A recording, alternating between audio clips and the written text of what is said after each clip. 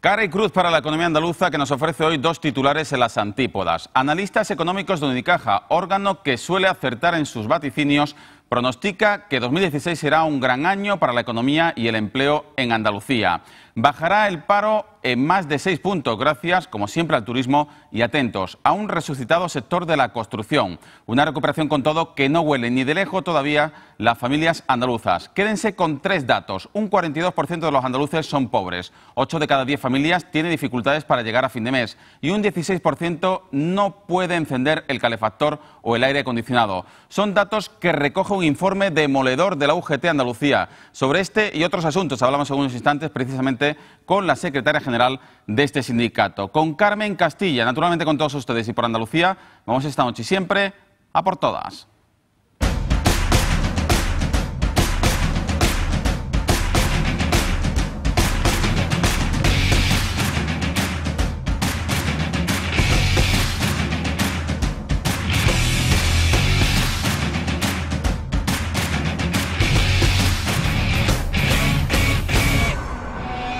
Buenas noches, andaluces. Mensaje esperanzador que lanza analistas económicos de Unicaja. La economía crecerá un 2,8% en 2016 y se crearán miles de puestos de trabajo, aunque sea a costa de la construcción, que volverá a superar al turismo en Producto Interior Bruto. Todos los sectores productivos, excepto el agrario, crecerían, mostrando tasas superiores al 3%. Y el mayor aumento correspondería a la construcción, pues que supondría el primer avance desde el año 2007, tras todo el periodo reciente de crisis. Una recuperación económica que no huele ni de lejos, como decíamos, las familias andaluzas. Prueba de ello las cifras alarmantes sobre pobreza que ha hecho públicas esta mañana la Unión General de Trabajadores. El 42% de los andaluces son pobres, la mayoría tiene problemas para llegar a fin de mes y un 16% no puede poner la calefacción ni el aire acondicionado. Nada menos que 8 de cada 10 familias andaluzas no llegan a fin de mes con facilidad y necesitan ayudas pues de la Administración vía bancos de alimentos o de cualquier ayuda para pagar cualquier recibo de luz, de agua, etcétera. Más reacciones sobre los presupuestos de la Junta para 2016. En una visita al Hospital Virgen del Rocío de Sevilla, la presidenta de la Junta ha ensalzado la apuesta inversora en los presupuestos en sanidad, con 500 millones de euros más, dinero que se empleará, entre otras cuestiones, para que los trabajadores sanitarios recuperen su jornada y salario completos antes de finales de año. Y mi compromiso, que conocen, de que no hubiese ningún trabajador al 75% en Andalucía, se va a extender también a aquellos contratos que se han hecho en los últimos meses, y a 31 de diciembre no va a quedar nadie en la sanidad pública en Andalucía al 75%. ¿Verdad, gerente? A 31 de diciembre ningún profesional, porque han hecho un esfuerzo enorme, porque hay que reconocerlo y porque gracias a ellos en Andalucía hemos podido gozar de un sistema público de calidad. Presupuestos gracias al acuerdo de PSOE y Ciudadanos, que cuestionaba esta mañana en Córdoba el presidente del PP andaluz. No es un acuerdo que beneficie al conjunto de los andaluces, sino es un acuerdo entre dos fuerzas políticas que han querido escenificar pues el matrimonio político que llevan consumando desde prácticamente el inicio de esta legislatura. Y después me sorprende, y lo digo así, me sorprende muchísimo que un grupo político, un partido político como Ciudadanos, que se presentó bajo las siglas del Cambio, que se presentó precisamente para regenerar y cambiar todo aquello que no funcionaba en Andalucía, haya dicho sí a un presupuesto que consolida pues la falta de recuperación económica, de creación de empleo y de perspectiva de futuro para el conjunto de los andaluces. En la crónica judicial sepan que el Consejo General del Poder Judicial ratifica por unanimidad la decisión del TSJA de apartar a la jueza Laya del caso de los ERES. Una decisión que valoraba esta mañana la Junta. Yo debo respetar y debo respetar todo.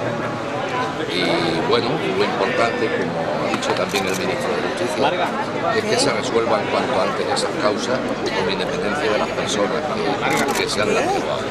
Yo soy amigo de casi, vamos, le diría que la totalidad de los jueces de Sevilla. Llevo 34 años trabajando allí. Entonces que me digan que la conozco, pues claro, como conozco a todos los demás.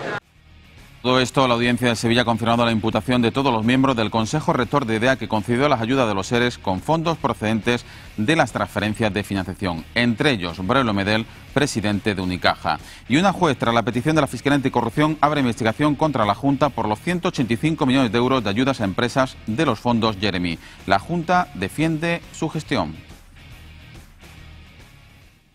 Y siendo sumamente respetuoso con la decisión de la Fiscalía Anticorrupción de solicitar la apertura de una investigación sobre los fondos Jeremy, como ya anuncié que así sería, que los servicios jurídicos de la agencia IDEA han elaborado y entregado toda la información pertinente sobre los hechos denunciados en el atestado policial y en el ampliatorio de la pieza de Candle Graphic abierta en el juzgado número 16 de Sevilla, con el objetivo de poder clarificar todas las cuestiones que sobre estos fondos se vienen diciendo, se vienen vertiendo. El amor no se mide. Es el lema de la campaña que ha presentado esta mañana la Consejería de Igualdad de la Junta para luchar contra la violencia de género entre los más jóvenes. Y es que hay cifras escalofriantes que hay que combatir de inmediato, como que entre el 25 y el 30% de las víctimas de violencia de género son menores de 30 años. Muchas de ellas no se dan ni cuenta que están en una relación tóxica de pareja. Algo tan importante, Vanessa, entre el 20 y el 25% de las víctimas de violencia de género son personas jóvenes. Y estamos hablando de una franja de edad que cada vez se reduce más. Esta, además, es una realidad que es una realidad mundial, porque si aquí hablamos entre el 20 y el 25, la media a nivel internacional está en torno al 30%, el 29%. Se inicia cada vez más pronto. Una campaña en la que pondrá su voz y su música la cantante Vanessa Martín. Detectar que una persona a la vez triste, alicaída, que la ves como... estas parejas que empiezan y están todos los días juntos. Yo me acuerdo de ver en mi barrio parejas que empezaban y estaban todos los días enganchados en la moto, era como la moto y ellos. Todo el rato, para arriba, abajo, y yo decía, pero no tienen vida, están todos los días los dos juntos así, ¿qué hacen? ¿Sabes? Y ahí es donde vienen las relaciones tóxicas, ¿no? Finalmente, Adrián Moreno no tendrá que ir mañana a la cárcel de Sevilla. Este joven había sido condenado a 6 meses de prisión por robar una bicicleta de la empresa que gestiona este servicio. El juez ha suspendido el ingreso en la cárcel hasta que se resuelva el recurso de apelación interpuesto por el afectado. Yo tengo mi trabajo, yo tengo mi familia, me van a hacer fijos y el problema es que eso no podemos pagar una cosa de hace 8 o 9 años, ¿no? Y más de menor, ¿no? Que cuando éramos chicos, que uno cuando tiene 16 años no piensa esas consecuencias que te van a traer, ¿no? Son los asuntos fundamentales que abordaremos en la tertulia a partir de las 12 de la noche en compañía de José Luis Losa, de Pilar Navarro, de Juan Carlos Blanco y de Jesús Martínez. Los cuatro se incorporarán en tan solo unos minutos a la entrevista que comenzamos en estos momentos con la secretaria general, con la líder de la Unión General de Trabajadores en Andalucía, Carmen Castillo. Buenas noches. Muy buenas noches. Y muchísimas gracias por acompañarnos. Me recordaba usted que es la segunda ocasión que viene aquí en el Plató de A por Todas. La segunda, la primera fue recién elegida secretaria general hace 1 año y pico, y esta es la segunda y muchísimas gracias por la invitación. Bueno, pues antes que nada, si me lo va a permitir, como mujer, como ciudadana, me gustaría que me valorase la penúltima noticia que hemos escuchado. Entre el 20 y el 25% de las víctimas de malos tratos, de violencia de género, de algún tipo de violencia machista, son jóvenes menores de 30 años. Usted como mujer, como ciudadana comprometida, supongo que se sentirá especialmente concernida con esta lacra, ¿no? Es una noticia demoledora. Primero porque también el tramo de edad es bastante impactante en la noticia, el impacto es tremendo, ¿no? Y algo está fallando. Está fallando las medidas preventivas de formación, de información, algo está fallando para que nuestros jóvenes que han vivido en democracia y que han vivido dentro de una amplia gama de derechos, tengan el derecho a la igualdad que tenemos todos los seres humanos en nuestra Constitución española, en el artículo 14, lo conculquen las parejas, que se suponen, porque eso no es amor, como bien ha dicho la consejera, eso no es amor, eso es un maltrato y además que hacen que tu identidad como persona, como mujer, vaya cada vez a peor y tú contigo mismo, tu autoestima, cada vez esté peor. Por lo tanto, es un dato muy preocupante, no solamente por el porcentaje, sino también por el tramo de edad que está afectado. Sin lugar a duda es la cúspide de la pirámide del machismo, pero ¿cuántas veces hemos escuchado a los sindicatos, a UGT, a comisiones obreras denunciar el machismo latente, la diferencia que existe, por ejemplo, la brecha salarial y de reconocimiento profesional que sufren las mujeres, ¿verdad? De hecho, a fecha del 2015 tenemos una brecha salarial estimada, nada más y nada menos, que en un 30 y tantos %. Es decir, que para una mujer con el mismo trabajo, con la misma categoría profesional, con las mismas responsabilidades, tanto en el sector público como privado, para ganar lo mismo tiene que trabajar 87 días más. Eso es tremendo. Terminamos el año en abril, ¿no? No en diciembre, en abril. Ese dato nos retrotraen a cifras, a años de hace aproximadamente 15 años. Eso es insostenible y además no podemos para nada consentirlo. Y hoy precisamente se celebra un día internacional, que es el Día de la Mujer Rural, el Día Internacional de la Mujer Rural. Si los datos son demoledores en la mujer que vive en zona urbana, se duplican en zona rural. La invisibilidad de estas mujeres es tremenda. Y además lo enlazo con la otra noticia, curioso. Tiene incluso un acceso más deficitario a las prestaciones y a todo lo que sea de prevención de violencia de género. Y lo enlazo con una noticia que nosotros estábamos incluso hace un par de años, ya empezamos a hablar de ello. La ley de reforma de la administración local ha eliminado muchos centros de asesoramiento en aquellos ayuntamientos menores, recordemos, de 20.000 habitantes. Y la zona rural ha visto también mermadas esas posibilidades y de aquí el reconocimiento a todas esas mujeres que hacen su trabajo muchas veces sin prestaciones, un salario digno, trabajando muchísimas más horas que un varón y cuando la tasa de desempleo incluso se duplica con el varón. Yo creo que tenemos que hacer un reconocimiento de aquí a estas mujeres que viven en las zonas rurales. Brecha salarial agudizada, como bien decías, en las zonas rurales. Y que se ha incrementado incluso más en tiempos de crisis. Sí. Un tiempo de crisis en el que ustedes han puesto el acento hoy, han hecho público un informe demoledor, la Unión General de Trabajadores, sobre la pobreza en Andalucía. Un 42% son pobres, 8 de cada 10 familias tienen algún tipo de dificultad para llegar a fin de mes. Hay un porcentaje escalofriante, un 16% de andaluces no pueden enchufar el calefactor cuando hay frío, ni el aire acondicionado cuando hace mucho calor. En fin, es lo que usted y muchos sindicalistas llevan diciendo mucho tiempo, que la recuperación económica que se vocifera desde los gobiernos central, también autonómico, todavía no lo están sintiendo, no lo están oliendo las familias andaluzas, ¿no? Para nada. De hecho, aquí traigo el informe, que lo hemos presentado hoy, un estudio exhaustivo de una serie de variables que se han tenido en cuenta para tener datos concluyentes y con una fiabilidad estadística que no puede ser de otra manera. Estamos hablando, que estamos escuchando desde hace unos meses, la cacareada recuperación económica con una serie de datos macroeconómicos que yo no discutiré. Yo siempre lo he dicho, los respeto, ahí están. Pero está muy bien que sean esos datos macroeconómicos, pero ¿cómo influye eso en las familias españolas y en concreto en Andalucía, donde la tasa de desempleo supera en 9 puntos la estatal? Donde tenemos una tasa de pobreza, como bien ha referido antes, que también supera a la estatal. Esa recuperación no ha llegado a las familias, pero por un motivo muy claro, porque el empleo que se está generando desde que empezamos la crisis, a raíz de la reforma laboral ya se agudizó más en el año 2012, ha generado un empleo precario y de poca calidad. Y sin empleo de recuperación no va a haber, sin empleo de calidad nunca va a haber recuperación. Una familia que esté sostenida por una persona que trabaje y sea un trabajador pobre, es imposible que pueda tener un proyecto de vida decente y digno. Y el 7 de octubre nos echamos a la calle en concentraciones en toda España para decir esto ya el trabajo que se estaba generando, que desde luego no estamos para nada, no compartimos que sea un empleo que pueda decirse que tenga un impacto en la vida, en la calidad de vida de los ciudadanos. Y enlazo con la reforma laboral. Los sindicatos hemos luchado mucho por una serie de derechos laborales que ahora están muy mermados. Pero la reforma laboral fue directamente a la línea de flotación, a una de las herramientas más importantes que tenemos los sindicalistas para poder luchar por la calidad de vida de los trabajadores, que es la negociación colectiva. Gracias a la negociación colectiva nosotros introducimos las mejoras en los convenios colectivos y eso está totalmente correlacionada con la calidad del trabajo, con el salario digno y con la calidad de vida de las familias, como no puede ser de otra manera. Y curiosamente hace 3 meses, 4 meses aproximadamente, se ha llegado a un acuerdo a nivel estatal con los empresarios, Comisión, UGT y los empresarios. El tercer acuerdo para el empleo y la negociación colectiva. Se ha publicado en el BOE. Esperemos que se cumplan cada uno de los plazos que se plantean y sobre todo de los derechos que tenemos que recuperar. La lucha no ha hecho nada más que comenzar, porque lo que más nos inquieta a la Unión General de Trabajadores es esa sombra que siempre existe de una nueva reforma laboral para poder dar cumplimiento a los ajustes de la Troika.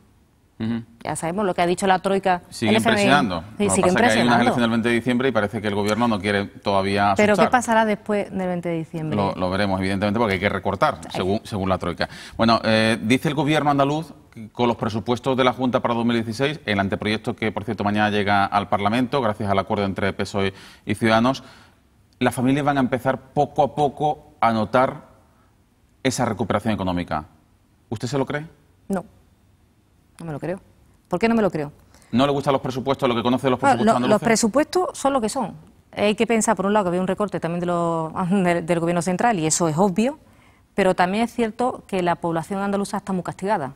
Está muy castigada, no hemos tomado las medidas, y creo que no se están tomando las medidas para cambiar el modelo productivo, y nosotros no podemos decir Hablando que vamos... del modelo productivo, ¿le preocupa que hoy Analistas Unicaja haya dicho que va a crecer más la construcción que el turismo? Me ha llamado muchísimo la atención ese informe, porque según las últimas estadísticas del INE, la venta de vivienda que ha subido sobre todo es la usada y la que tiene un impacto de un 19% aproximadamente, que esos son datos que han salido hace aproximadamente 15 días, que son accesibles por todos los ciudadanos y ciudadanas, es un 19%. No sé quién va a comprar esas casas o esos pisos cuando ahora no se está comprando, porque lo que demandan esas personas que todavía no han perdido su casa y que pueden empezar un nuevo proyecto de vida, son casas de vivienda protegida o residenciales.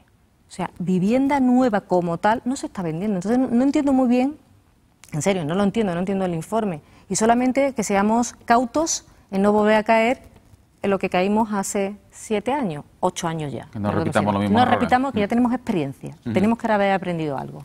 ¿Le gusta la bajada de impuestos en el tramo autonómico del IRPF? Yo ya opino de este tema y creo que es un parcheo. Lo que se necesita actualmente en España y en Andalucía en concreto es una reforma fiscal profunda, donde se persiga el fraude fiscal, se acabe con la economía sumergida, se dedique la mitad de ese dinero a generar empleo de calidad desde lo público, que se prime igual los impuestos de renta sobre el capital que sobre el trabajo, no solamente sobre el trabajo. Ya estamos hartos de ser unos determinados trabajadores los que estamos pagando una serie de impuestos, que pague más el que tenga más y que pague menos el que tiene menos. ¿Cómo puede aflorar esa economía sumergida que en estos momentos está evitando un estallido social en Andalucía? Sí, totalmente. Bueno, pues habrá que hacer el trabajo y habrá que dar la oportunidad al tejido empresarial andaluz, que la máxima, el 90 y tantos % son pequeñas y medianas empresas. Quizás tendremos que reflexionar qué tenemos que hacer desde la Administración para agilizar los trámites burocráticos y acercar de alguna manera y potenciar todo lo que tenga que ser el acceso entre nuestros autónomos, nuestras pequeñas empresas, facilitarles más la vida, porque en definitiva son los que están generando ese empleo, ¿no?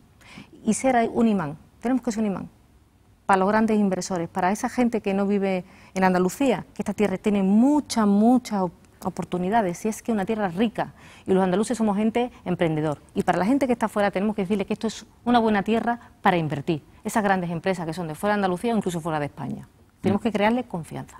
¿Le satisface el anuncio de la presidenta de la Junta de Andalucía de que en 2016 van a recuperar después de 5 años los cursos de formación? Y en cualquier caso, una vez que se recuperen estos cursos de formación, ¿usted cree que debe emplearse el mismo método que hasta 2011? No. ¿Deben ser los sindicatos los que gestionen directamente? De hecho, hay una ley estatal que es de rango superior y ya ha cambiado la ley de formación profesional. Por lo tanto, nosotros no vamos a llevar directamente los cursos. O sea, no lo vamos a llevar. Son otro tipo de organizaciones las que se van a encargar.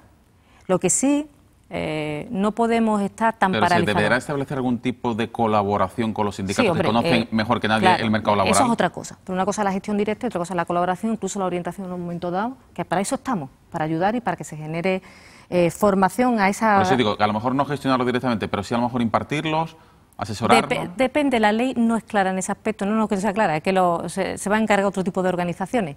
En empresas que sean de menos trabajadores, sí. Pero los grandes cursos de formación que se van a dar, incluso para desempleados, van a tener otra tónica. Y bueno, ni está bien ni está mal. Lo único que quiero insistir es que llevamos 4 años sin curso de formación, que ya lo hemos dicho, 4 años. Y tenemos un problema muy grande en Andalucía, el paro de larga duración. Es decir, personas que llevan más de 2 años desempleadas y que no tienen acceso a las prestaciones. Ya, ¿por qué se han acabado las prestaciones legales? Un 36% en Andalucía. Y son personas que a lo mejor han estado trabajando, gente joven, de 45, 46, 47 años, gente muy joven, que está trabajando en esa construcción, que hemos hablado antes, que provocó el estallido de la burbuja inmobiliaria. Y tendremos que darle la oportunidad de tener otras de habilidades, destreza, capacidad para poder ofrecerle otro tipo de trabajo y que de hecho puedan desempeñarlo y baje la cifra de desempleo. Es fundamental la formación. No podemos demonizar la formación.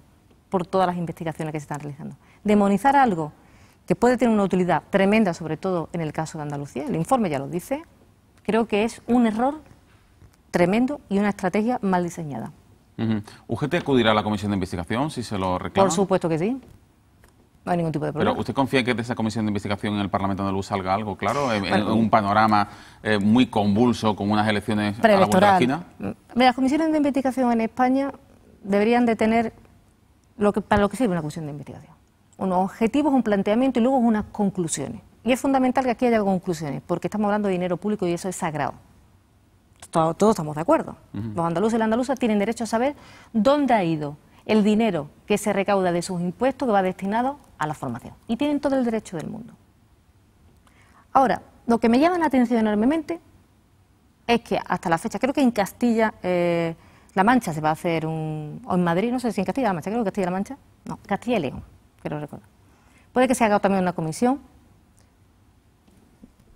Bueno, ¿por qué solamente en Andalucía?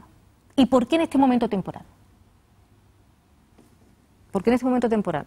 ¿Tú se podía haber esperado a enero, por ejemplo, que ya pasan las elecciones generales? Eso es lo que yo critico, lo que criticamos nosotros desde el sindicato. Pero, por supuesto, quiero recalcar que si se le llama UGT a la Comisión de Información, allí estaremos, dando las explicaciones que tengamos que dar.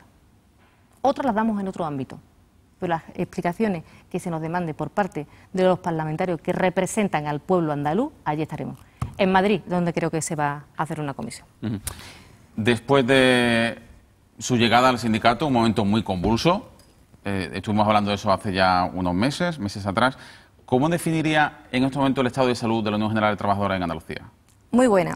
Esto es como cuando uno va al médico, ha pasado una enfermedad grave, o la está pasando y están remitiendo los síntomas, lo sabe el paciente, pero resulta que tiene muy mala cara y no se lo creen sus familiares. Es lo mismo.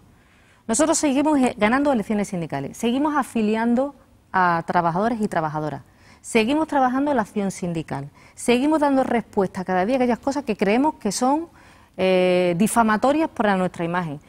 Pero está claro que el desgaste que sufren todas las organizaciones, y la UGT lleva 127 años de historia, ha pasado por muchos problemas, no solamente ahora, sino por muchos problemas, y soportó de una manera bastante valiente una dictadura, una guerra civil, y por supuesto que de esta también vamos a salir más reforzados.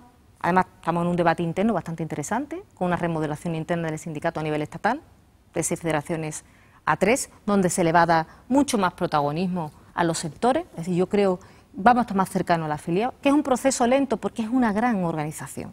Es una gran organización con muchos años de historia, con mucha implantación, y que cuando un trabajador o una trabajadora tiene un problema en su empresa, van a ver su delegado de la UGT.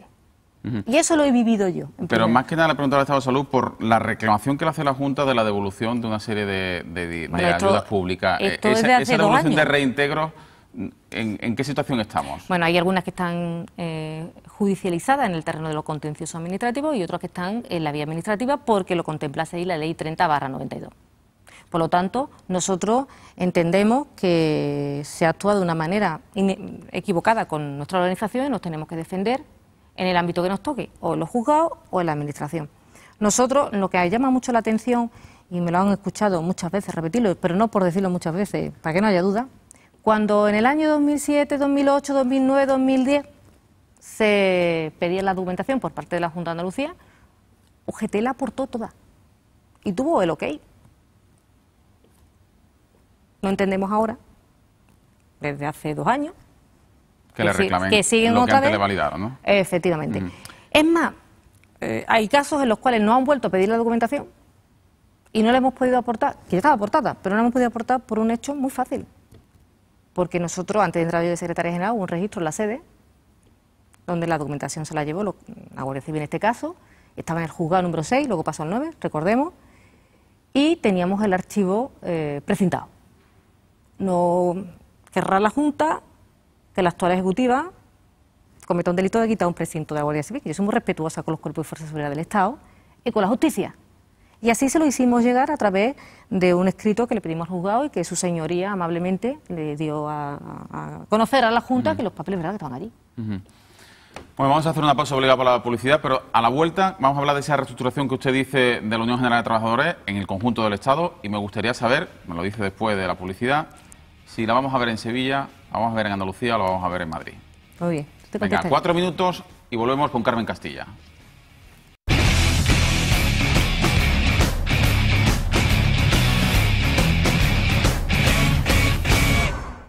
Esta noche vamos a por todas con Carmen Castilla, la secretaria general de la Unión General de Trabajadores en Andalucía. Y a por todas esperamos su respuesta.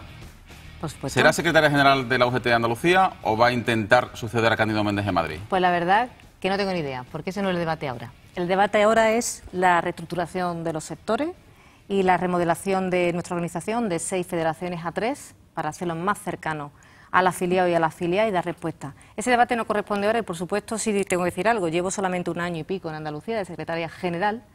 Quiero a mi tierra, aquí hay muchas cosas que hacer.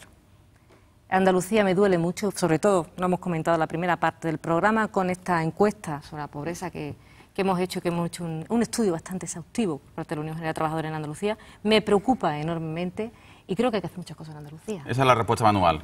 Ahora dígame. La manual y la sin manual. Bueno, pero usted no lo está descartando. De hecho, le han preguntado en varias ocasiones y usted nunca lo ha descartado. Creo que lo más educado no me diga que para una sindicalista no le gustaría dirigir la Unión General de Trabajadores. Sería un reto muy bonito, pero hay mucha gente y compañeros y compañeras preparada en la Unión General de Trabajadores para ser nuestro secretario confederal. No solamente está Carmen Castilla, que no sé si estoy preparada o no. Solamente sé que me ha tocado una época bastante convulsa, que creo que le estamos dando respuesta en tiempo y forma, que es dolorosa, sobre todo por los compañeros que ahora no están y han estado en una etapa y están recibiendo ataques, y las siglas, que es lo que más nos duele a los que creemos en el sindicato de clase.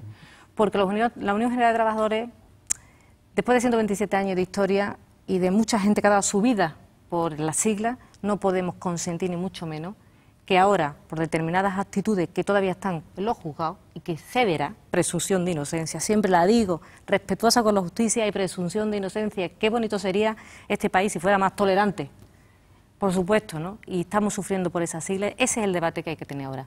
Por supuesto, puedo decir algo a los andaluces y las andaluzas, que si me lo proponen y me voy, los andaluces y las andaluzas serán los primeros de saberlo. Pero que por ahora no es el debate y me quiero quedar en Andalucía. Creo que lo estoy contestando. Me quiero quedar en Andalucía.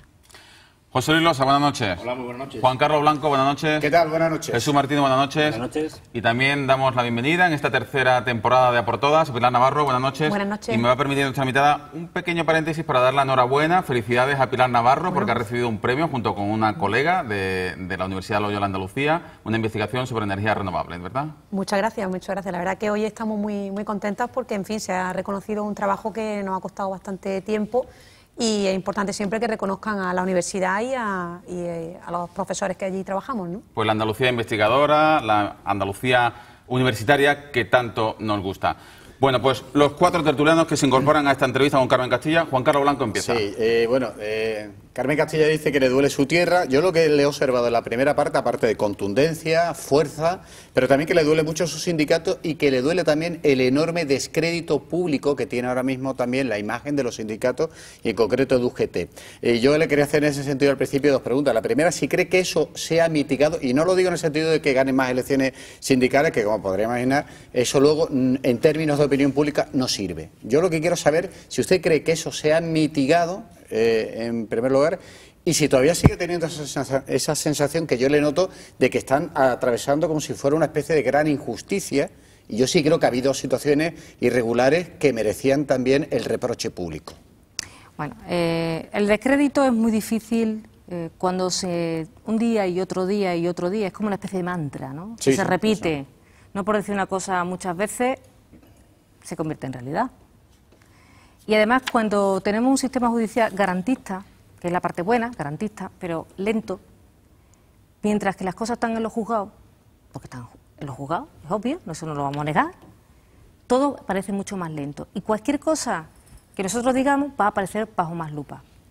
El descrédito en las empresas, bueno, es verdad lo de las elecciones sindicales, este impacto no se ve en las empresas, no se ve.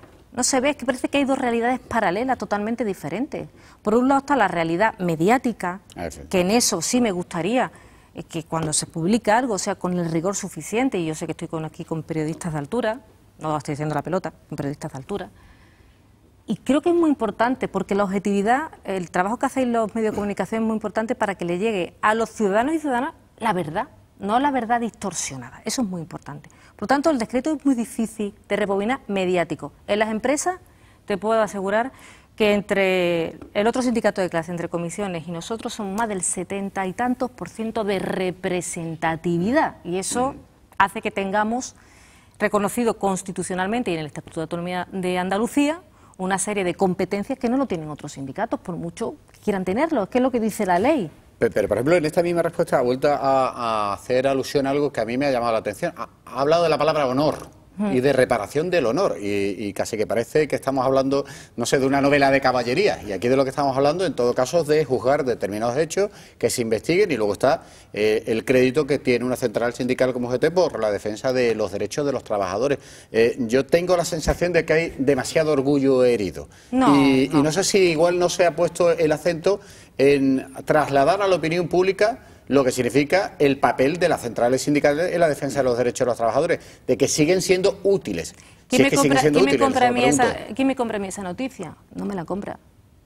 ¿Sabe cuántos acuerdos, cuántos convenios somos capaces de firmar los sindicalistas con más representatividad? Muchísimo. ¿Sabe eso cómo afecta a la calidad de vida de las personas?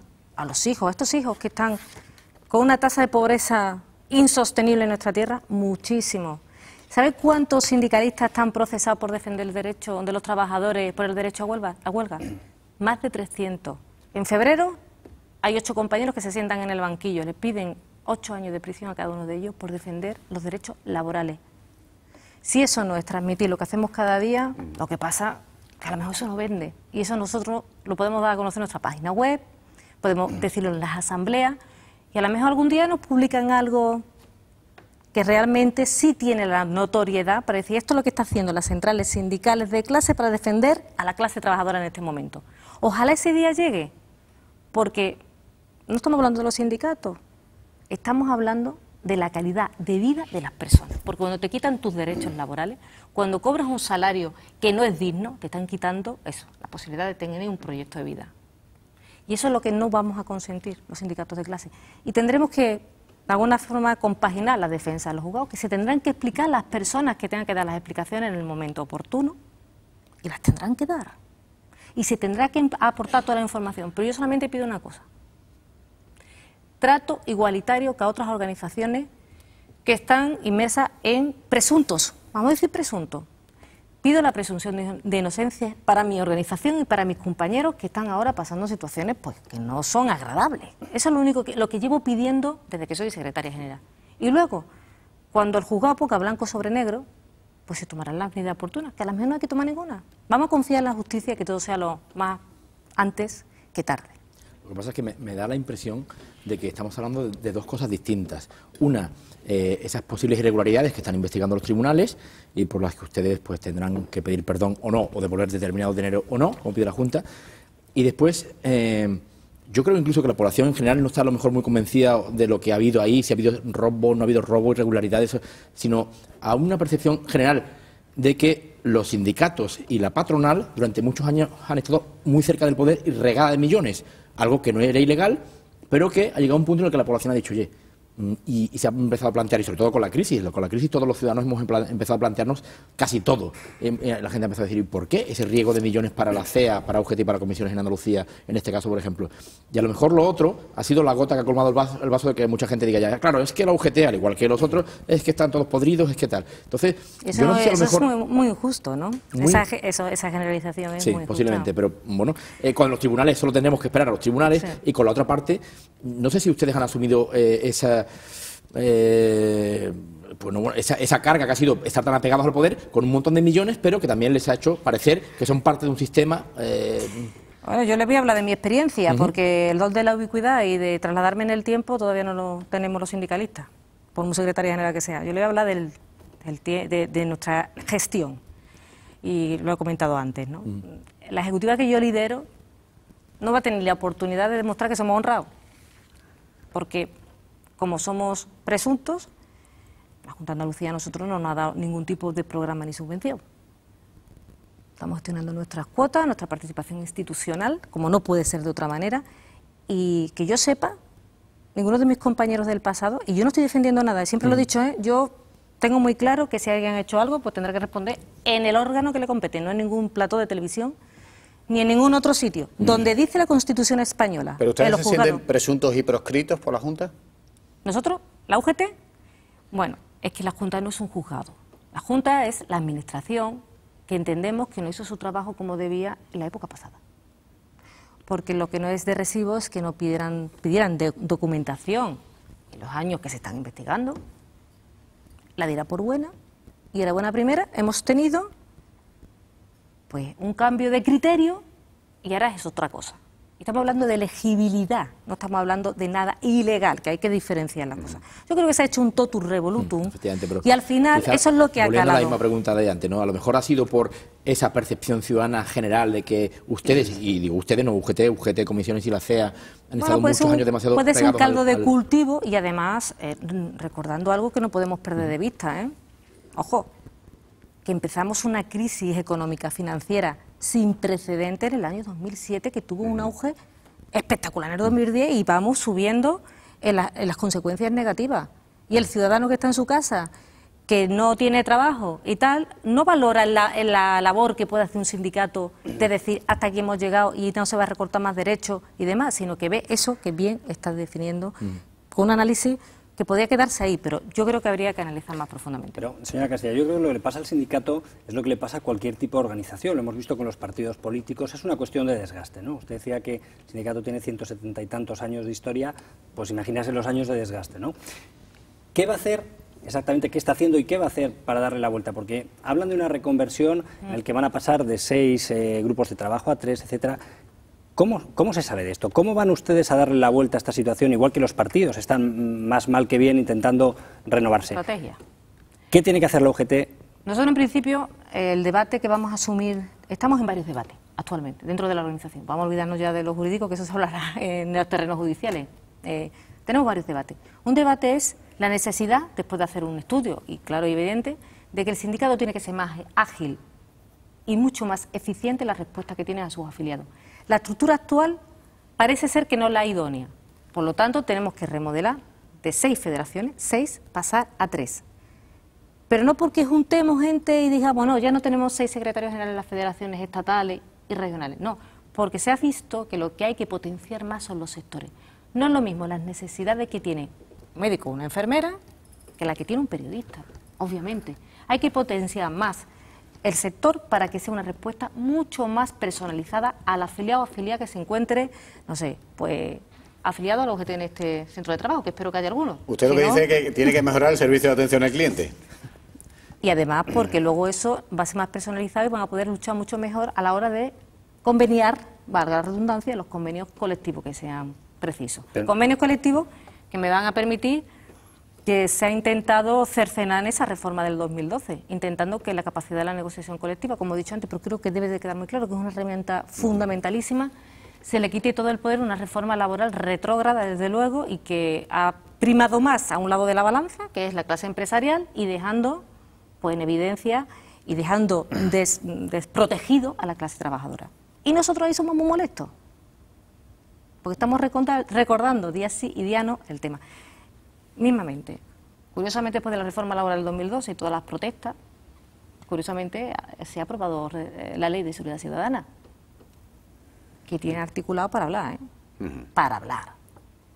Y otro dato interesantísimo, tenemos un código penal, que estamos en democracia, ¿no?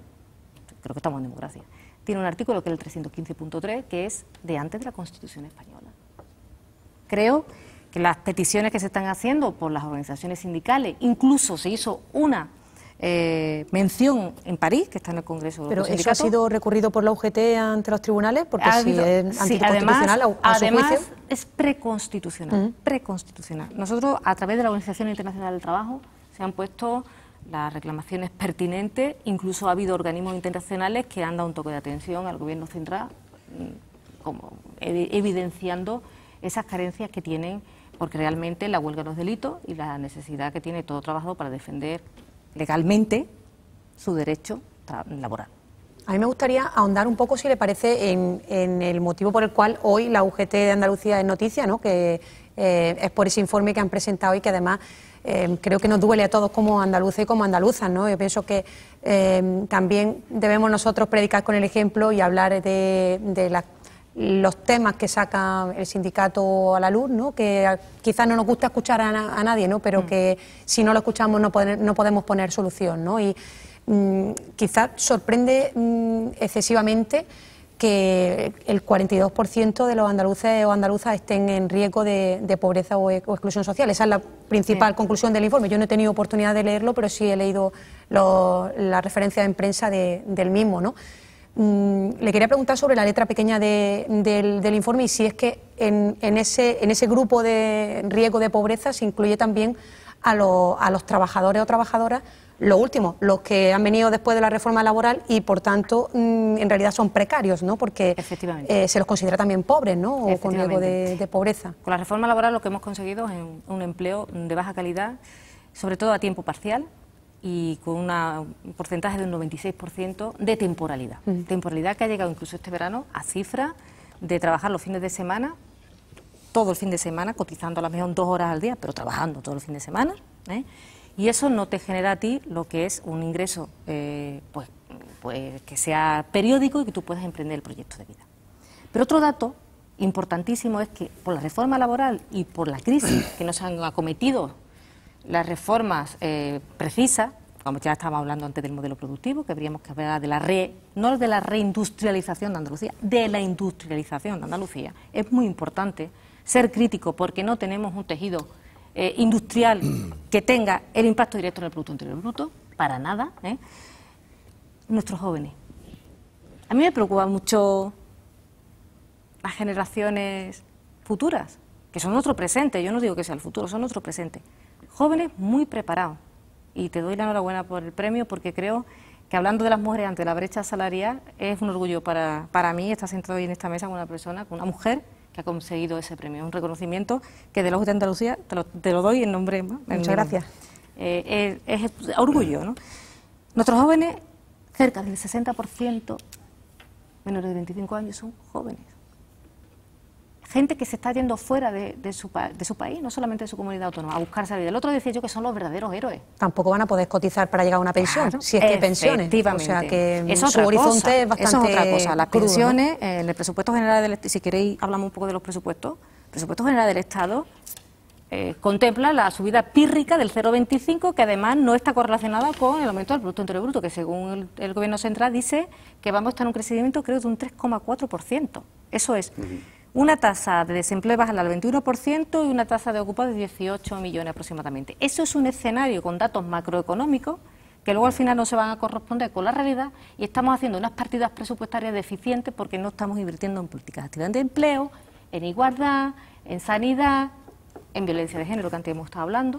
La partida de los presupuestos generales del Estado de este año para medidas destinadas a la violencia de género son menores que en el 2011. De todas formas, ahí, cuando se habla de todo eso, yo puedo compartir ese discurso, pero me gustaría también que pudiéramos avanzar en una cierta cuantificación de lo que se está hablando, porque aquí hablamos también de determinados mantras como la industrialización, la reforma fiscal, la lucha contra el fraude. Entonces, vamos a ir concretando, es decir, lucha contra el fraude, ¿cómo, con qué objetivos y qué podemos aspirar a alcanzar?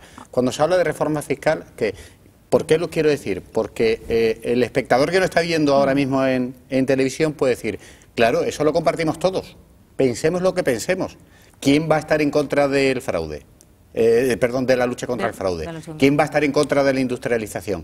¿Quién va a estar en contra de que paguen más los que más tienen? Yo lo que reclamo como ciudadano es concreción. Lo que reclamo como ciudadano es que pasemos de la palabra a los hechos. A los hechos. Y ahí es donde creo que también hace falta un discurso más claro. No digo solo de los sindicatos. Lo digo en líneas generales. Nosotros no tenemos capacidad para hacer eso. Nosotros digo en el debate público. Pero por eso le digo que concrete. Es decir, pero cuando dice fraude fiscal, ¿cómo? ¿Con qué? Exactamente, ¿qué se hace? Hay una cosa que está muy clara y un dato objetivo. En Alemania, la cifra que hay de inspectores que se dedican a luchar contra el fraude fiscal es infinitamente mayor que la que hay en España. Vamos a dotar a la administración competente de las herramientas, y las herramientas más fundamentales son y además estamos generando empleo público y además de calidad y sostenible. Y estoy totalmente convencida que si llegamos a los ratios que debemos de llegar, podemos hacer verdaderos planes, porque yo entiendo que hay administraciones que están mermadas de esas herramientas y no llegan hasta aquí, no llegan más. La industrialización. Una de las cosas que más se quejan las pequeñas, porque vamos a hablar de pequeñas y medianas empresas. Que son casi todas en Andalucía, por 90 y tantos también, ¿no? por ciento, 90, son el tejido empresarial. Lo que no podemos consentir que en agosto de este año, ¿saben ustedes cuántas empresas han cerrado en Andalucía? 172 proyectos de vida de familias que han, con toda la ilusión del mundo, montado un negocio.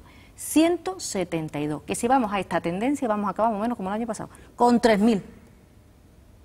Tendremos que analizar, y no nos toca a nosotros, le toca al gobierno, que es el que tiene. Yo soy sindicato, a mí no se me puede pedir que yo haga intrusismo, no, tendrán que hacerlo ellos. Ve exactamente qué está ocurriendo en ese tejido empresarial tan potente y que desde luego sí colabora con el Producto Interior Bruto. ¿Y por qué dice que es tan potente el tejido empresarial? Porque muchas veces de lo que se quejan los economistas y expertos, si no me equivoco, es que tenemos un tamaño demasiado pequeño de nuestras empresas, que nos falta músculo, claro, ¿no? pero es lo que tenemos. Es lo que tenemos. Sí, pero es que igual el problema es que no generamos suficiente riqueza e ingresos para poder soportar y además no eso, solamente eso. Otro dato importante. Andalucía es una tierra, yo creo, de luchadores. La historia está con nosotros, somos ciudadanos que hemos pasado mucho a lo largo de la historia. Y tienen muchas posibilidades. Tenemos unas condiciones climatológicas envidiables para que aquí muchas empresas puedan tener su domicilio. Pero ¿qué ocurre siempre? Mire, y eso ocurrió el año pasado y seguro que se van a acordar de este ejemplo. Fábrica de celulosa de Huelva, ENCE. Es una multinacional que tenía en varios sitios de España ubicaciones. ¿Y por qué cerraron en la de Andalucía? Vamos a hacer un estudio, si eso está ahí, si los datos están ahí, son públicos. O sea, tendremos que ver exactamente por qué los empresarios, las grandes empresas, la industrialización potente no se implanta exactamente y genera empleo que tenga condiciones laborales siempre, ojo avisor, vigilante, que no empiecen a acampar como estamos con la reforma laboral y con la... Estamos ganando muchas cosas en los tribunales, los sindicatos, que echan para atrás la reforma laboral. La reforma laboral se está modificando y se modificará, yo creo que a base de autos y de sentencias. Curiosamente, el otro día me preguntaron, ¿y la UGT va a hacer algo en estas próximas elecciones? Nosotros vamos a estar al lado del partido que derogue la reforma laboral. Si es lo que hemos criticado, si mucho no huelga general por eso, que estaremos al lado. Por ejemplo, a mí me sorprende eso. Ayer Pedro Sánchez presentó su programa de empleo para las próximas elecciones y habló de derogar la reforma laboral, pero sin embargo dijo que no va a mover el tema de la cuantía de las indemnizaciones, después de lo mucho que se ha criticado, ¿no? Al igual que los sindicatos, por ejemplo, también han sido muy críticos con esta reforma laboral, pero después han aplicado ERES con esas medidas del Gobierno central. ¿Cuál de los sindicatos? UGT y comisiones, los dos han aplicado eso es falso. Con medidas, no. Es que es falso. ¿El UGT de Andalucía no ha hecho ningún ERE? No, que no hemos utilizado la reforma laboral. Aplicando la reforma laboral. Es por no repetir un mantra 40 veces, es que no es la verdad. Entonces, no podemos seguir avanzando si ahora, bueno, pues mire usted, ¿no? La UGT no ha hecho ningún ERE aplicando las condiciones de la reforma laboral. Y si hay alguien que me diga lo contrario, que me traiga documentación, porque no es así. Entonces, dicho esto... No, lo habían denunciado los propios trabajadores, Carlos, que... Sí, pero claro, y ganamos dos veces. No fue un ERE que yo estuviera, no lo negociamos nosotros, obviamente, pero nosotros intentamos llegar a acuerdos con los trabajadores, aunque no habían sido trabajadores de la ejecutiva nuestra, y no quisieron. Bueno, pero no fue la reforma laboral son 2012. Y 2012 no se le dio a esos trabajadores de ese ERE que fue sin acuerdo. No por repetir una cosa. ¿Cuánto se le dio? Nos queda un minuto. 27. Un minuto, la última pregunta. Sí, no, ahondando un poquito en lo que decía Losa con el tema de la reforma laboral. Usted dice que apoyarán a cualquier partido que tumbe la reforma laboral. ¿Qué impresión le da la propuesta que ha presentado me sorprende respondiendo a esa pregunta? Me sorprende enormemente. El hecho de que no haya cambiado las cuantías de despido. Sí, además, me sorprende enormemente eso, igual que me puede sorprender que los empresarios con nosotros firmen en España un acuerdo, el tercer acuerdo de empleo y negociación colectiva, y luego saque un decálogo donde quiera abaratar más el despido, que es todo en postura. Hombre, yo creo que Pedro Sánchez debería darle una respuesta a la clase trabajadora que está muy, muy castigada y que se debe de replantear, no sé si eso firme o no es firme, si aceptará propuestas como nosotros hemos hecho a los presupuestos siempre o a los partidos políticos cuando se han presentado en campaña electoral. Nosotros hemos hecho propuestas a las campañas electorales andaluzas, presentamos una batería de propuestas para la generación de empleo. Fue muy completa. Y yo espero que acepte la propuesta nuestra de que se piense que eso no puede ser así, porque seguiremos teniendo trabajadores que pierden su empleo y además pobres. Eso no lo puede consentir un partido de izquierda. Carmen Castilla, secretaria general, líder de UGT en Andalucía. Muchísimas gracias. Buenas noches Gracias y mucha suerte. Muchas gracias. Venga, 4 minutos de publicidad y volvemos con José Luis Losa, con Jesús Martínez, con Pilar Navarro y con Juan Carlos Blanco y analizamos la actualidad de esta jornada de jueves.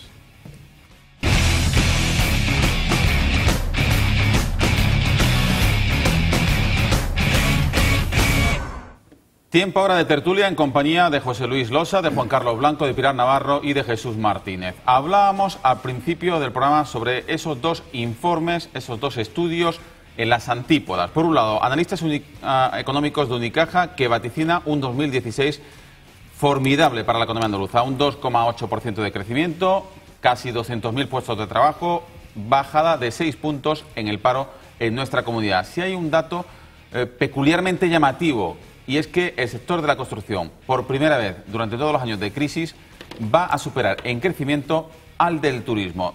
¿Estamos cayendo de nuevo en los mismos errores? Una pregunta que planteamos aquí en esta mesa con los analistas que nos acompañan esta noche. Y por otra parte, como decía en las antípodas, el informe demoledor que hoy ha planteado, ha presentado públicamente la Unión General de Trabajadores, que viene a refrendar el que hace 48 horas conocíamos sobre la pobreza infantil en Andalucía y que detalla que el 42% de los andaluces son pobres o están en riesgo de exclusión social.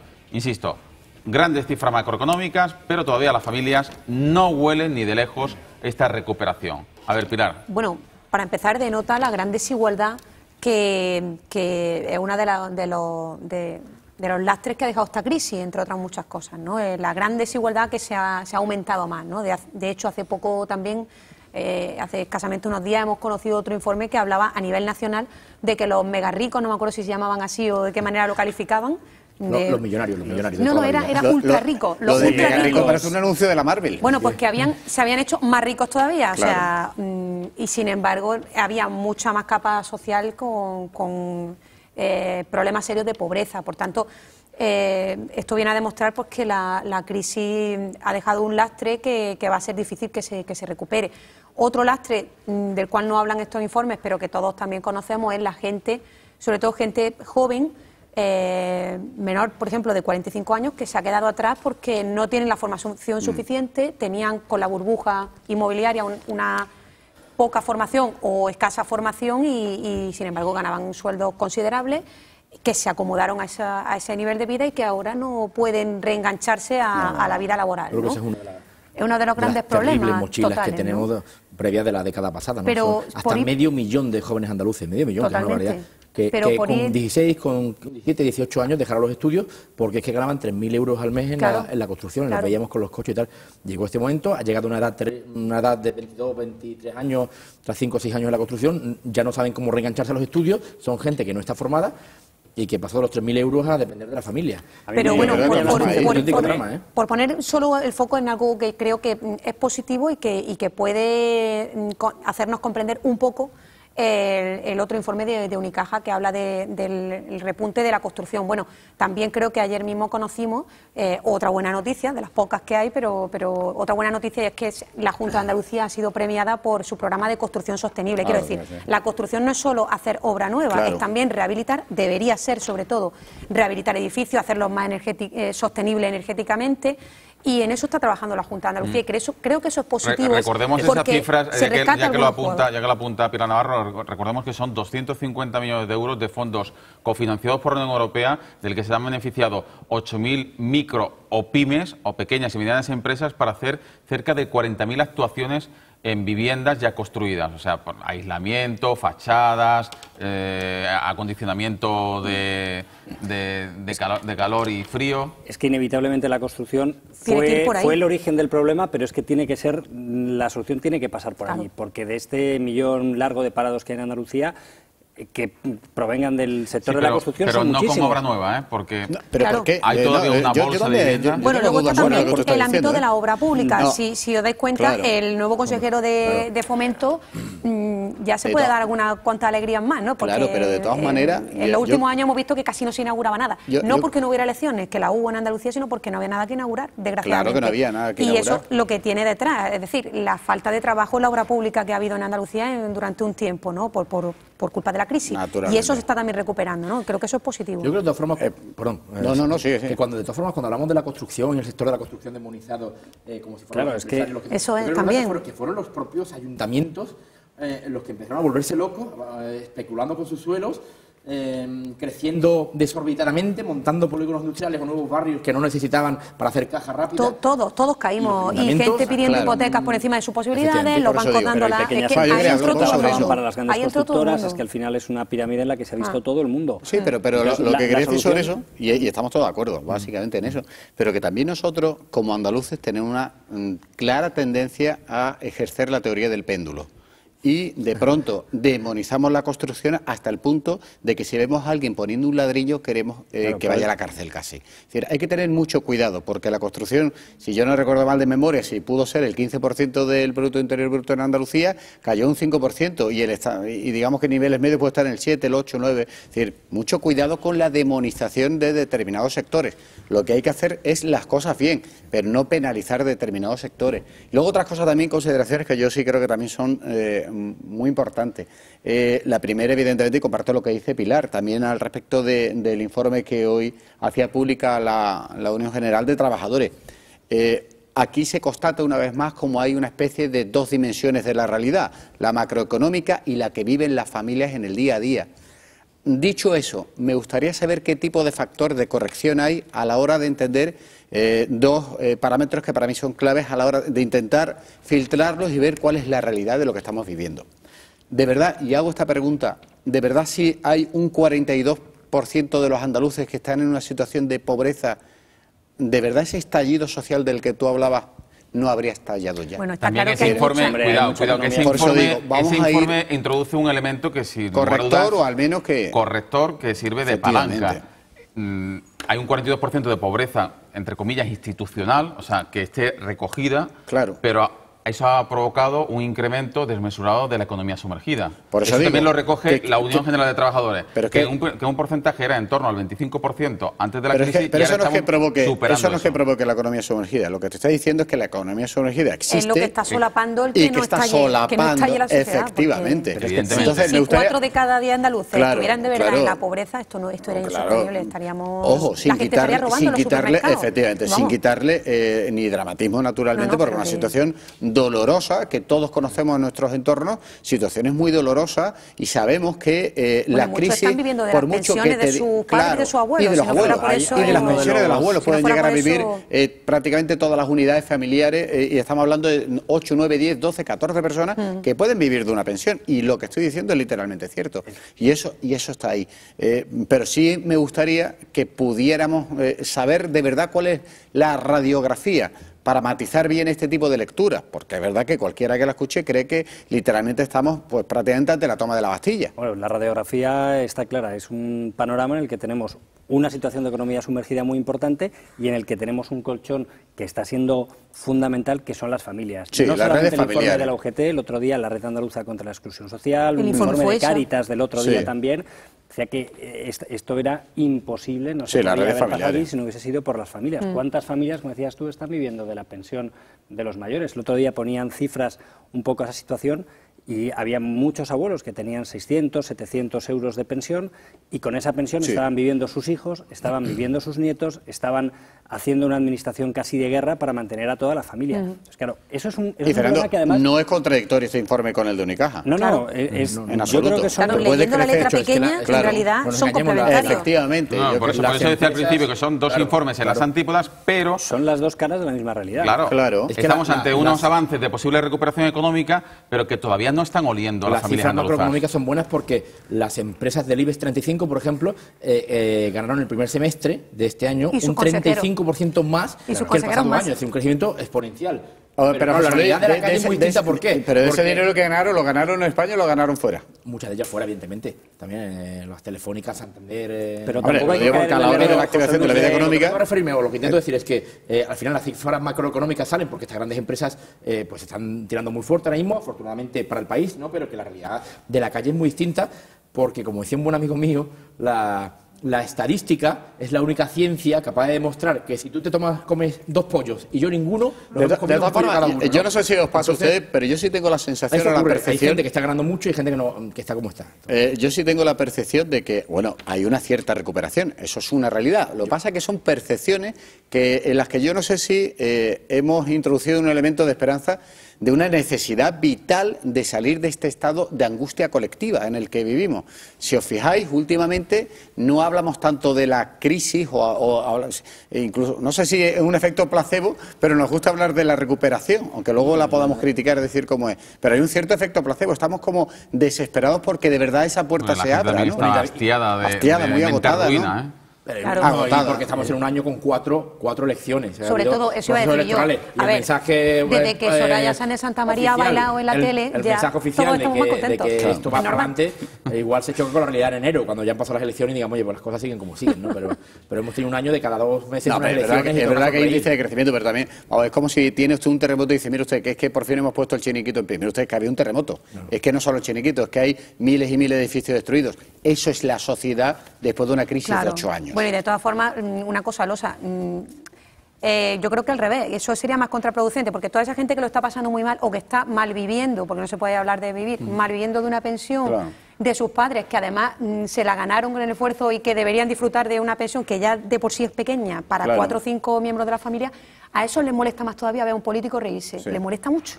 Mucho, le molesta porque, reírse, le molesta también que cuando se dan las cifras del paro o que le digan que estamos se haga una lectura positiva de unas cifras del paro que al final lo que están arrojando son más de 1 millón de parados o más de 5 millones de parados. Claro, no es un efecto boomerang no hay una lectura positiva, no hay nada positivo. Puede bueno, puede haberla, pero el que está en una situación comprometida no lo ve así. No, y necesita una lectura esperanzada. Necesita, porque es conducta humana, vamos, es que algo pura psicología, ¿no? Claro. Venga, vamos a introducir un nuevo elemento de análisis que seguramente querrá comentar José Luis Losa, a quien, por cierto, le acaban de poner un micrófono en la mesa porque debe estar fallando su micrófono. Eso es porque te vas a dar más protagonismo. No, porque tiene otra televisión. Hoy empieza tu clase de comunica y convence. Un poquito, comunica y convence. Comunica y convence. ¿De qué tenemos que cantar hoy? De la futura medalla de Andalucía que tú vas a proponer, la futura medalla de Andalucía. De la jueza Mercedes Alaya, porque hoy el Poder Judicial, el Consejo General del Poder Judicial ha notificado, era una noticia esperada, era lógica, ha ratificado el informe del Tribunal Superior de Justicia de Andalucía que aparta a la jueza Alaya de las macrocausas. José Luis Losa. Con el micrófono. Es un día triste. Fíjate, dilo cantando. Yo lo lamento. Yo lamento que la jueza Mercedes Alaya tenga que dejar este caso. Sigo defendiéndola, sigo diciendo, como dije un día en broma, que algún día habría que darle la medalla a Andalucía por el favor que le ha hecho Andalucía. No está atacando a la Junta, no está atacando a Andalucía, está defendiendo lo que ella cree que es un sistema corrupto por aquellos indicios que ya ha ido teniendo. Y a mí me parece que la jueza Alaya la comparas con el típico jugador estrella de un club que todo el mundo le cae mal porque es muy chupón, porque no centra a nadie, porque va de sobrado, porque Cristiano Ronaldo. Por decir qué mal, que ve todo el mundo, incluso en el banquillo, todo el mundo, pero sabes que llega y mete gol, y mete gol, y mete gol. Y yo creo que ya estaba metiendo gol con todas las formas malas que tenía, porque dicho por muchos compañeros incluso de la judicatura, estaba metiendo muchos goles. Y creo que bueno, pues que ahora no vamos a poder ver el final, el desenlace final de ese partido. Bueno, pero el escrito del TSJ, del Alto Tribunal Andaluz, evidencia que si Alaya no sigue con la macrocausa han sido por errores propios de la magistrada. Sí, sí. Porque a ella se le concede una comisión de servicio para seguir los juzgados. Y le dice, usted va a seguir con los ERE y con otra causa. Y ella dice, no, yo lo quiero todo. Y en ese momento, y no solo eso, cuando va a dirimir el TSJ, se va al Consejo General del Poder Judicial y entrega un informe en el que cuestiona la imparcialidad y la capacidad de su sucesor, de María. Y eso le ha puesto las manos atadas al TSJ, que dijo ayer en el dictamen, es que lo ideal hubiese sido es que ese juzgado tenía que ser un hervidero. Que ella siguiera con este hervidero caso. con pero las dos juezas para evitar males mayores de una guerra civil, poco menos. El juzgado era Gandía Shore en versión judicial. Sí, claro, si le habían concedido la comisión de servicio para seguir con los ERE. Pero yo creo que ahí hay un par de lecturas claras. La primera de todas, a mi juicio, es que hay que enfriar el asunto para su análisis. ¿Por qué? Porque creo que estamos ahí haciendo lo que es muy habitual también en este país, de dividirnos en buenos y malos, unas visiones muy maniqueas, y unos la consideran la Agustina de Aragón rediviva del mundo judicial, y los otros prácticamente que es una persona que es una cazadora de socialistas, y ni una cosa ni la otra. Es una persona que ha hecho unos procedimientos judiciales en unas situaciones de irregularidades graves y la ha ido instruyendo, pero que ha cometido errores y que en este caso en particular, y tal como tú comentabas, Fernando, ella pidió una comisión de servicio, pidió la comisión de servicio, lanzó un durísimo alegato contra la jueza titular, y tenemos que recordar que dijo más o menos que era íntima amiga del consejero de Justicia. Más o menos no. Exacto, le podemos quitar los verbios. Cuestionaba claramente la actuación de la nueva jueza sin que la nueva jueza hubiera hecho todavía ningún tipo de actuación. En ese escenario, yo quiero entender que desde el Poder Judicial se diga: no tiene sentido que siga en la comisión de servicio, porque usted me está diciendo que va a tener un enfrentamiento atómico con la nueva juez. Y nosotros lo que tenemos que hacer es que la jueza titular del juzgado siga la instrucción. Y creo que no ha habido margen de maniobra para cualquier otra consideración. Una nueva juez titular, que hay que recordar, llega a esa plaza porque ella renuncia a esa plaza para optar a una plaza que consigue la Audiencia de Sevilla. Y en todo caso también hay que situar las cosas en su contexto, porque la gente tampoco, por mucho que escuche hablar de proceso y tal, de este y de mucho, no tiene por qué saber de derecho, ¿no? Y por aclarar que estamos en la fase de instrucción. Claro. Bueno, todavía. Otra cosa o sea, que queda la fase de juicio aunque es lógico que aclararlo. Que queda muchísimo. Que Alaya no esté en la macrocausa de los ERE no significa que no se vaya a seguir la macrocausa de los ERE. Por la lentitud de la justicia en España y por todos los males endémicos de la justicia, pero que queda todavía muchísimo por andar, ¿no? Aunque estamos en la fase de instrucción, hay una cosa que es innegable. O sea, a la jueza Alaya no le van a poder nunca quitar que ha sido, en cierto modo, una palanca que ha servido para algunos cambios. Hay cambios estructurales, cambios políticos, cambios de nombres, que luego habrá que juzgar esos hechos, pero indudablemente había cierta impunidad que ya no la hay. O sea, hay un cambio que ya no existe y hay un cambio que hay que agradecerle a esta jueza. Eso es innegable. Ahora, a mí me sorprende, dicho esto, que haya cometido un error tan infantil, porque mira que habrá soportado presiones, mira que lleva instruyendo los ERES 5 años. Y que al final sea perdonadme la expresión, una pelea de gallos, al final en el juzgado, la que acabe con ella por un escrito que es claramente el gran error de esta jueza. Ella seguiría instruyendo los ERES si no hubiese sido por un escrito que es un calentón. Querido abarcar todas las macrocausas. No solo abarcarlo, abarcarlo y lanzar un durísimo ataque contra su sustituta que prácticamente la inhabilitaba para seguir trabajando. En ese informe de ataque, en ese alegato, como bien dice, para atacar a su sucesora, lo hace explicando al Alto Tribunal Andaluz y al Consejo General del Poder Judicial que ella debe quedarse con todas las macrocausas. Claro, pero le Por está eso, diciendo... ese alegato, en el que, insisto, comete un error, como decía Jesús, infantil. Es un error que no es la primera vez porque, o sea, igual que digo una cosa, digo la otra. Allá se le ofrecieron 2 jueces de refuerzo y también lo rechazó, porque ella consideraba que no debía tener ningún juez de refuerzo, que solo ella podía liderar esta... Hombre, ella mucha inteligencia ambiental no ha demostrado en ese juzgado. Bueno, por cierto, hablando de inteligencia ambiental, ayer Isabel Morillo dejaba aquí pues una gran incógnita. ¿Qué iba a pasar hoy? Porque hoy se despedía un secretario judicial... El secretario judicial del juzgado número 6 de Sevilla. Estaban invitados todos los funcionarios habían pagado a escote la comida, todos se iban a reunir en ese juzgado y habían confirmado su asistencia la jueza María Núñez y la jueza Mercedes Alaya. Bueno, pues podemos confirmar que Alaya no ha ido a esa comida, tampoco ha ido al juzgado. José Luis, parece que no está atravesando su mejor momento personal. Oye, yo te voy a pedir que cante ya el micrófono y que me obligas aquí a hacer de abogado defensor del portavoz. Es el portavoz de la jueza portavoz a la quien conozco personalmente, ¿no? Yo insisto en que... ¿Qué piensa la señora Alaya de lo de hoy? ¿Cómo puedo yo...? Bueno, yo creo que, insisto, yo lamento mucho que la jueza Alaya tenga que dejar este caso y, por otra parte, sí es cierto que no quiero prejuzgar lo que ella dice sobre su sucesora. Yo quiero dejar que la sucesora trabaje y actúe. Es cierto que está variando completamente el rumbo de lo que ella estaba haciendo, y que veremos a ver en qué queda esta macrocausa. Y solo el tiempo, desgraciadamente una vez más el tiempo, dirá si la jueza Laya lleva razón y ha habido injerencias políticas para intentar dejar esto, dividir las causas y dejar esto en la mitad de la mitad, y de nuevo en que eran 4 golfos, cuando esta mujer ha llegado a ver que ahí hay 200 imputados. Por irme a lo positivo, como siempre, intento siempre buscar el lado positivo. Por fin se está hablando de 2 mujeres, era una lucha de gallos, pero en este caso de gallinas fuertes, quiero decir, mujeres juezas que tienen su valía y que se han ganado su trabajo con su esfuerzo. Quiero decir, es uno de los problemas que se ve desde hace mucho tiempo, ¿no? En la carrera de Derecho normalmente las mujeres son las que mejor expediente tienen, son las que más sacan la oposición a judicatura, pero llegan hasta cierto nivel y no tienen ninguna repercusión. Lo dice la mujer 10, 25 matriculados de honor en Derecho. Yo en Derecho fui el hombre 5, es decir, yo no, otra cosa. Aclara eso. Hombre, que yo aprobaba y punto. Una cosa sí quería hacer una puntualización de lo que ha dicho José Luis y hemos hablado aquí. A mí tampoco me gustaría lo siguiente, o al menos me gustaría que en todo lo que tiene que ver con los procedimientos judiciales también hubiera un debate más o menos equilibrado y que nos alejáramos de actitudes juliganescas.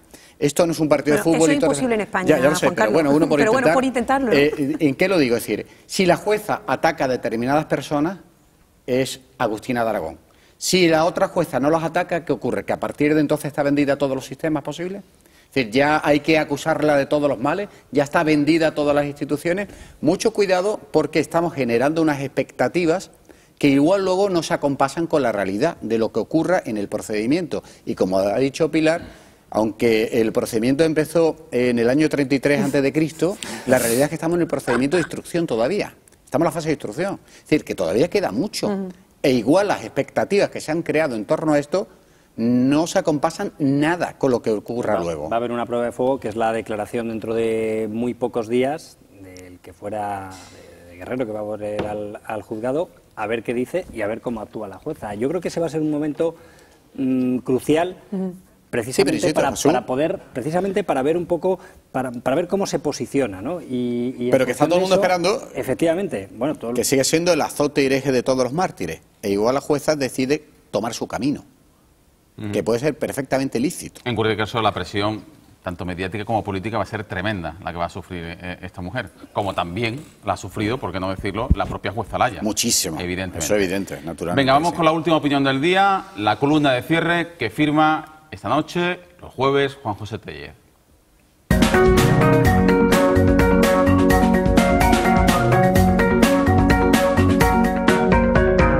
Hay unos andaluces a los que les va a resultar mucho más caro a partir de ahora ser andaluces, ser españoles.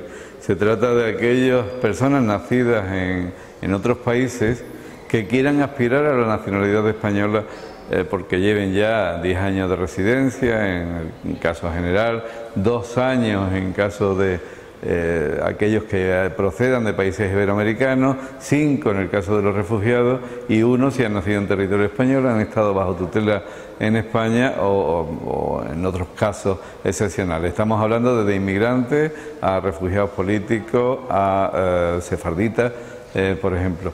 Les va a resultar más caro porque a partir de la reforma de los registros civiles y de las leyes de tasa, la nacionalidad ahora se canaliza a través del registro civil, se exigen una serie de pruebas, una prueba de español, salvo para los países en el que el español sea lengua cooficial, un test que ha preparado el Instituto Cervantes con preguntas un tanto pintorescas y otra serie de requisitos. Total, más de 300 euros por persona.